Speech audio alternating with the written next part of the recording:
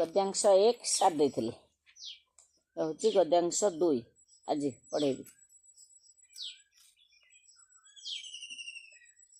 सांसारिक बाधाविघ्न मध्यरे मनुष्यर निजत्व प्रकाशित हेबा सहज नुहे।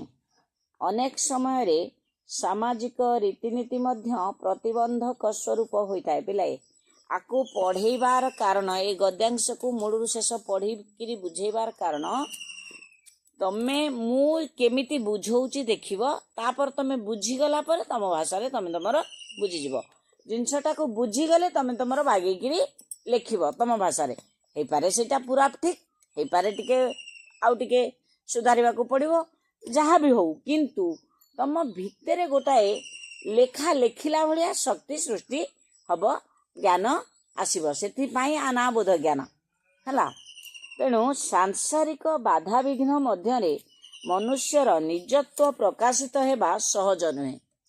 सांसारिक बाधाविघ्न मध्यरे मनुष्यर निजत्व प्रकाशित हेबा सहज नुहे। कौन तुमको उदाहरण दउची। मु जणे अध्यापिका, राति पाहिला परे मु जदि केवल घर कथा भाबिबी जे सकाळ उठिबी ए काम करिबी या करिबी जीबी कॉलेज रे दस्खत कर देबी पळे आसीबी या पुणी या प्लानिंग करिबी, केवल घर कथा भाबिबी, केवल घर काम कथा भाबिबी, मो पो केमती खाइबो, मो झियो केमती पाइबो, मो स्वामी केमती कोन करिवे इत्यादि इत्यादि, केवल घर कथा। कोडी कोन सजाड़ीबी, कोडी कोन सजेइबी, बाहर लोक आसिले केमती ताको ट्रीट करिबी इत्यादि इत्यादि। जदि मु केवल घर कथा भाबिबी ताहाले मो अध्यापिका जीवन सार्थक हबो कि? राति पाहिला परे निहाती घरे जहा दरकार ताको चटापट सार देई मु भाबिबी मु एतिकी बेले जाई केमिति कॉलेज रे पहुंचीबी, मो पिला को पाठ पढ़िया पई मु एटा प्रस्तुत हेई करी जीबी, जदि जानिची प्रस्तुत हेई करी जीबी, जदि न जानिची प्रस्तुत हेई करी जीबी, जदि जानिची आउरी केमती अधिका बुझेई पारिबी। मु मो निर्देशक जे मो गाइड जे मो सार जे मो गुरु जे तांके संगे परामर्श करिबी, एटा को बुझेइले आउरी केमिति सहज सरल बुझेइले हबो। सेथि पई सहायक ग्रंथ पढ़ी आ केवल यही गोटे बही यही गोटे जिनस पढ़ीदेले पाठ ठीक बुझे हम नहीं। तापरे मो द्वारा मो कॉलेज रो पिलांकर कौन उपकार हबो, मो द्वारा अलगा पिलांकर केमिति उपकार हो पारिबो, समाज रे भी केमिति उपकार हो पारिबो। मो लेखा जदि समाज रे बाहरिबो, अन्य माने पढ़िबे, मु भल जिनस लेखिबी, भल जिनस पढ़िबी, जदि एई कथा भाबिबी ताहाले मो अध्यापिका जीवन सार्थक हबो। अंतत मु बहुत किछि नहेले भी समाज पाई मो विभाग द्वारा मो दिगरे मु किछि करी पारिबी। जदि केवल घर कथा भाबिबी ताहाले मु मो रास्ता जोटा अध्यापिका रास्ता ताधरे मु किछि करि पारिबी नाही। तो सेथि पई कहउचंती सांसारिक बाधा विघ्न मध्यरे गद्यांश कहउची तमर मनुष्यर निजत्व प्रकाशित हेबा सहज नुहे। तेणु घर जंजाल भितर पूरा पूरी बुड़ी गले तार प्रकृत दिगर उन्मोचन हब नहीं, विकसित हब नहीं। अनेक समय रे सामाजिक रीतिनीति मध्य प्रतिबंधक स्वरूप होता है। गुड़ाए समय रे बेले बेले देखा जाए समाज रे केतटा गोटाए नियम रही, से नियम मध्य आमको प्रतिबंधक सृष्टि करे। धरा जाऊ उदाहरण मु तुमको दउची, गोटाए नियम आमे गोटाए सांग होइकरी गोटाए बसिबू कि कथबार्ता हबू कि ता घर को जीव कि से करबो छुआ छुआ भाव किंबा गोटाए धर्म नारे गोटाए आज यही बार एटा हबो नाही, काली सेई जिनसटा सेटा हबो नाही। बेले बेले सबु बेले नुह, बेले बेले आमको केतटा नीति नियम प्रतिबंधक सृष्टि करे। धरा जाऊ तमे साधारण भाव देख दीर्घ अवश्य बहु पूर्व नीति नियम गुड़ाक भल काम लगुला। से नीति नियम गुड़ाक वर्तमान कौन होची ना माने जहाँ को आमे रक्षणशील मनोवृत्ति कहूलु ताकू रक्षणशील को दूरे देकिरी मन भितरु आमे ताकू जो व्यवहार करूचु वर्तमान से मध्य स्वेच्छाचारी रे बेले बेले जाउची। किंतु नीति नियम को जदि नीति नियम भाव में रखी स्वेच्छाचारी भाव में व्यवहार करा न जीव ता मध्य ठीक हम, प्रतिबंधक हम नहीं।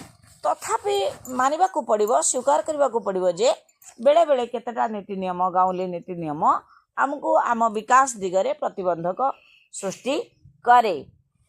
पूर्व काल आम देश रे गृहस्थर आचरण संबंध रे शिक्षा दिया जाउथिला। आम देश रे भारत रे गृहस्थर आचरण विषय रे शिक्षा दिया जाउथिला, किंतु आजिकाली से शिक्षार प्रचलन नाही। इले तुमको कहूची जे तमे जदि आमे पुराणर पृष्ठ उन्मोचन करिबा, जदि पुराण साहित्य को टिके देखिबा, गुरु शिष्यर संपर्क सेतेबेले अलगा प्रकार थिला।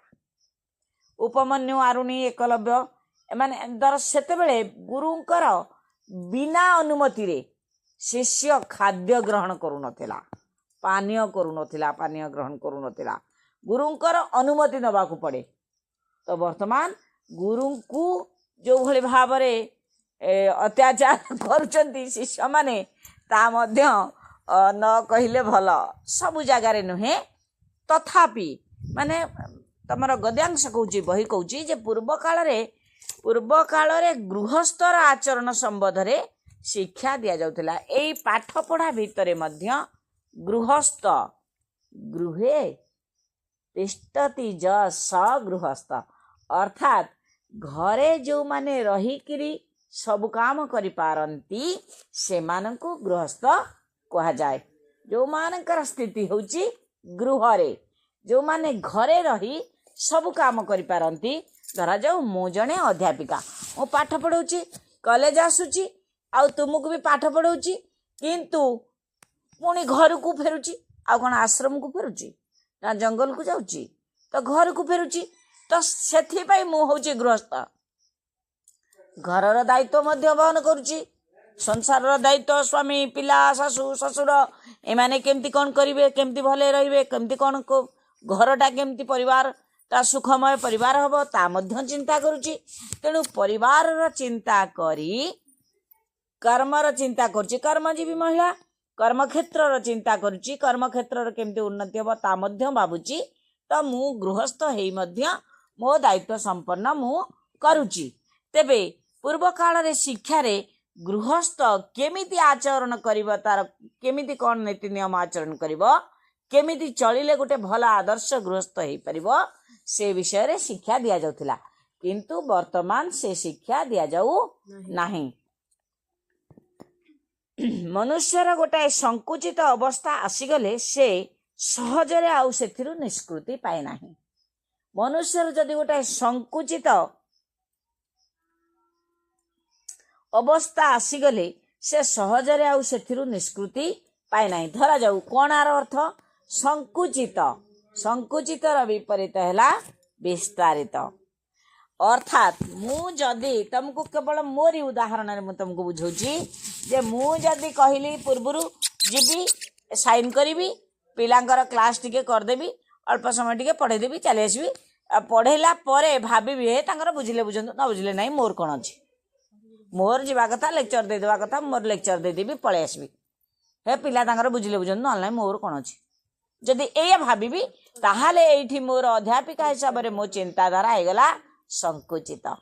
कारण मु आउ विकसित हबाकू निजे विकसित हबाकू चाहुनी कि पिलांको विकसित करबाकू भी चाहुनी। जे भविष्य रे मो पिला केमिति अधिका परसेंट मार्क रखिबे, मो पिला केमिति अधिका पढ़िबे, केमिति बुझेबी, बुझिले पिलांकर केमिति सृजनात्मक ज्ञान आसीबो, पिला निजकू निजे भाबिकिरी चिंता करि पारिबे, ए कथा मु चिंता करूनी। जदि करू नाही ताहाले भारी धरि नबाकू हबो जे मोर चिंताधारा होची संकुचित। जदि मु सब बेले चिंता करिवि केमिति प्रति पिला बुझी पारिबे, प्रति पिला लेखि पारिबे, तो मो मुंड भितर पशिबो मातृभूमि मातृभाषा रे ममता जाहृदे जनमी नाही, ताकू जदि ज्ञानी गणरे गणिबा अज्ञान रहिबे काई।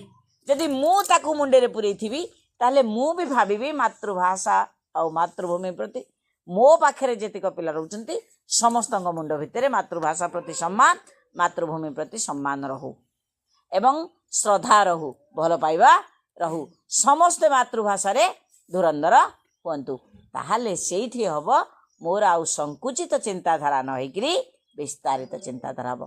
कारण मु सेठी एकुटिया मो कथा भाबुनी, मो परिवार कथा भाबुनी, ମୁଁ ଭାବୁଛି ମୋ ଜାଗା କଥା, ମୋ କର୍ମକ୍ଷେତ୍ର କଥା। ମୋ କର୍ମକ୍ଷେତ୍ରରେ ମୋ ଅଧୀନରେ ଯେତିକି ପିଲା ଅଛନ୍ତି ସମସ୍ତଙ୍କ କଥା ଭାବୁଛି। ତାଙ୍କ କଥା ଭାବିଲା ପରେ ମୁଁ ଚିନ୍ତା କରୁଛି ଯେଉଁଠି ଯାହାକୁ ଦେଖିବି ସମସ୍ତଙ୍କୁ ସୁନ୍ଦର କଥାବାର୍ତ୍ତା କରିବି। ମାତୃଭାଷାକୁ କହି ଜାଣିଲେ କେତେ ସୁନ୍ଦର, ବୁଝି ଜାଣିଲେ କେତେ ସୁନ୍ଦର, ଏବଂ ମାତୃଭୂମି ଆମର କେତେ ମହାନ। ଯଦି ଆ ଉପରେ ମୁଁ ସମସ୍ତଙ୍କ ମୁଣ୍ଡରେ କିଛି କିଛି ପୂରେଇ ଦେଇପାରିବି ତାହେଲେ ମୋ ଚିନ୍ତାଧାରା ମଧ୍ୟ ବିସ୍ତାରିତ ହେଇଯିବ। ତେଣୁ ସଙ୍କୁଚିତ ଚିନ୍ତାଧାରା ହେଲେ କ'ଣ ହବ ନା ମନୁଷ୍ୟର ଗୋଟାଏ ସଙ୍କୁଚିତ ଅବସ୍ଥା ଆସିଗଲେ ସେ ସହଜରେ ଆଉ ସେଥିରୁ ନିଷ୍କୃତି ପାଏ ନାହିଁ, ଅର୍ଥାତ୍ ମୁକ୍ତି ପାଏ ନାହିଁ। ଆଉ ସିଏ ଅଧିକା ଉନ୍ନତିମୂଳକ କାର୍ଯ୍ୟର ଚିନ୍ତା ହିଁ କରିବ ନାହିଁ। ଯେଉଁମାନଙ୍କର ମାନସିକ ପ୍ରବୃତ୍ତି ଟିକିଏ ଉଚ୍ଚ ଦରର ଥାଏ ସେଇମାନେ କୌଣସି କାରଣବଶତଃ ଏପରି ଅବସ୍ଥାର ଅଧୀନ ହେଲେ ସୁଦ୍ଧା ଦିନେ ସୁସମୟ ଆସି ଆତ୍ମଶକ୍ତିର ପରୀକ୍ଷା ଦେବା ପାଇଁ ସେମାନଙ୍କୁ ଗୋଟିଏ ଭିନ୍ନ କର୍ମକ୍ଷେତ୍ରରେ ପ୍ରବେଶ କରାଏ। ତେଣୁ ଯେଉଁମାନଙ୍କର ଟିକେ ବିସ୍ତାରିତ ଚିନ୍ତାଧାରା ଅଛି, ଯେଉଁମାନେ ଜନହିତକର କାର୍ଯ୍ୟ କଥା ଚିନ୍ତା କରୁଛନ୍ତି, ଯେଉଁମାନେ ନିଃସ୍ୱାର୍ଥପରତାକୁ ଭଲ ପାଆନ୍ତି, ଦିନେ ନା ଦିନେ ସେମାନଙ୍କ ପାଖକୁ ସେଇ ସୌଭାଗ୍ୟ ଆସିବ। ସେ କ'ଣ କରିବେ ନା ସୁଯୋଗ ପାଇବେ କିଛି କାମ କରିବା ପାଇଁ। ଏଇଠି ପିଲାଏ ଦେଖ ଗୋଟାଏ ଅଛି ଆମର ଯେଉଁଟାକୁ ରୂଢ଼ି କହିବ ତମେ, କ'ଣ ମନ ଥିଲେ ଉପାୟ ବଳେ ବଳେ ଆସେ। ଯଦି ମନ ଥିବ ନିଜକୁ ଅନ୍ୟମାନଙ୍କୁ ବିକଶିତ କରିବା ପାଇଁ, ବିକାଶ ଦିଗରେ ଆଗେଇ ଯିବା ପାଇଁ, ତାହେଲେ ଉପାୟ ନିଶ୍ଚୟ ଆସିବ। କେତେବେଳେ ନା କେତେବେଳେ ସେ ଜିନିଷ ଆସି ତମ ପାଖରେ ପହଞ୍ଚିବ। କୌଣସି କାରଣବଶତଃ ଏପରି ଅବସ୍ଥାର ଅଧୀନ ହେଲେ ସୁଦ୍ଧା ଦିନେ ସୁସମୟ ଆସି ଆତ୍ମଶକ୍ତିର ପରୀକ୍ଷା ଦେବା ପାଇଁ ସେମାନଙ୍କୁ ଗୋଟାଏ ଭିନ୍ନ କର୍ମକ୍ଷେତ୍ରରେ ପ୍ରବେଶ କରାଏ। ପ୍ରତ୍ୟେକ ଗୃହସ୍ଥ ନିଜର ପାରିବାରିକ ପରିସ୍ଥିତି ମଧ୍ୟରେ ଇଚ୍ଛାନୁସାରେ ଅନୁକୂଳ ଅବସ୍ଥାକୁ ଲକ୍ଷ୍ୟ ରଖି ଶକ୍ତି ପ୍ରୟୋଗ କରିପାରେ ଓ ତଦ୍ୱାରା ତାର ଯେଉଁ ବିକାଶ ଜନ୍ମେ ସେଥିରେ ନିଜତ୍ୱର ଯଥେଷ୍ଟ ପରିଚୟ ମିଳେ। ଯେମିତି ପ୍ରତ୍ୟେକ ଗୃହସ୍ଥ ଯେଉଁମାନେ ଘରେ ରହିକିରି ସବୁ କାମ ତୁଲଉଛନ୍ତି, ଗୃହସ୍ଥର ବିପରୀତ କ'ଣ? ସନ୍ନ୍ୟାସ। ଯେଉଁମାନେ ସନ୍ନ୍ୟାସ ଗ୍ରହଣ କଲେ ସେମାନେ ଆଉ ସ୍ତ୍ରୀ ପିଲାଙ୍କ କଥା ଭାବିବେ କି, ପଡ଼ିଶାଙ୍କ କଥା ଭାବିବେ କି, ପ୍ରିୟଜନଙ୍କ କଥା ଭାବିବେ କି? ସିଏ ତାର ଏମିତି କ୍ଷତି ହେଇଯାଉଛି ତାକୁ ଗୋଟାଏ ସାହାଯ୍ୟ କରିବା। ପିଲାଏ ଅନେକ ଲୋକ ଏବେ ବି ଅଛନ୍ତି ଯେଉଁମାନେ କ'ଣ କରନ୍ତି ନା ସବୁବେଳେ ନିଜ ପରିବାର ବ୍ୟତୀତ ନିଜ ପଡ଼ିଶାଙ୍କ କଥା ଚିନ୍ତା କରନ୍ତି। ପିଲାଏ ପ୍ରଥମେ ନିଜକୁ ଭଲ ପାଇବା ଶିଖ, ତାପରେ ପରିବାରର ଲୋକଙ୍କୁ ଭଲ ପାଇବା ଶିଖ। ପରିବାରର ଲୋକଙ୍କୁ ଭଲ ପାଇଲେ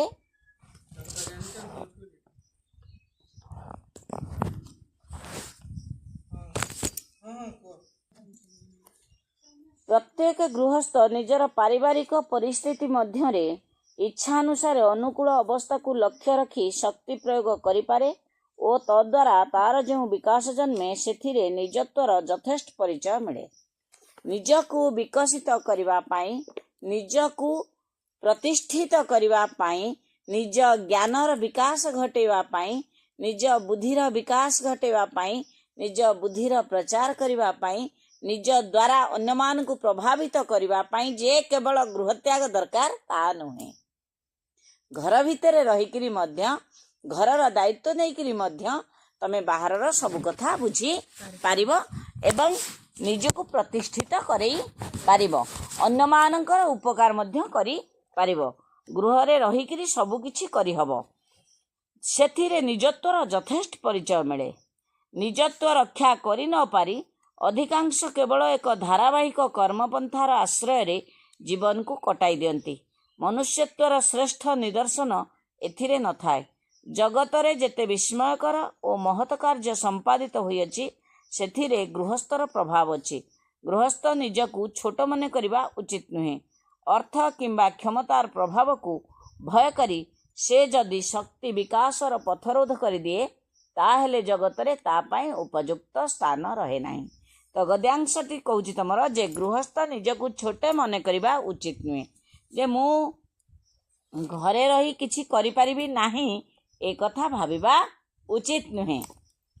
ଅର୍ଥ କିମ୍ବା କ୍ଷମତାର ପ୍ରଭାବକୁ ଭୟ କରି ସେ ଯଦି ଶକ୍ତି ବିକାଶର ପଥ ରୋଧ କରିଦିଏ, ଅର୍ଥ ବା କ୍ଷମତା ଅର୍ଥାତ୍ ସେ ଯଦି ଭାବିବ जे मु घरे रहिकिरी एई काम करिकिरी मोर यथेष्ट पदवी की उच्च पदवी की मु जाई परिबी नाही बा कोटि कोटिपति हेई परिबी नाही प्रचुर धन अर्जन करि परिबी नाही जदि एई चिंताधारा ता मुंड भितरे पशिबो ताले प्रकृत रे उन्नतिर पथ अवरोध हेई जिवो उन्नति करिबा बाटरे प्रतिबंधक सृष्टि हब ताहेले जगत रे ता पई उपयुक्त स्थान रहे नाही ता पई जो जगाटा उपयुक्त जो सम्मानटा ता पई उपयुक्त प्रकृत रे ताहा हुए नाही जो माने सर्वदा दिनहीन भाव रे कालातिपात करंती सेमानकर पथ मध्य संकुचित नुहे जो माने दरिद्र दिनहीन दरिद्र सेमानकर पथ मध्य संकुचित नुहे दरिद्र हेइकिरी मध्य प्रतिष्ठित जणे हेई परिबो पिलाए उदाहरण उत्कलमणि गोपबंधु दास संथ कवि भीम भोई पल्ली कवि रंगाजीव गंगाधर स्वभाव कवि गंगाधर तेणु प्रकृति कवि गंगाधर मेहर एमाने होचंती कौन दरिद्र एमानकर पिलादिन होची दारिद्र्यता भितरे कटिची किंतु सेमानक पाद तले आज कोटि कोटि प्रणाम कोटि कोटि मुंड आज नाई जाइछि सेमानक पाद पाखरे नहीं कि तेणु दारिद्र्यता मध्य उन्नति विकास उन्नति पथरे प्रतिबंधक हो पार ना जदि आम मुंड भितर सब हाँ मोर कौन अच्छी मोर कौन पैसा पत्र अच्छी किसी उन्नति करें एमती जदि भाविबा ताहले ताहा भूल ठीक नुहे है आसंता क्लास रे पुणी पढ़े।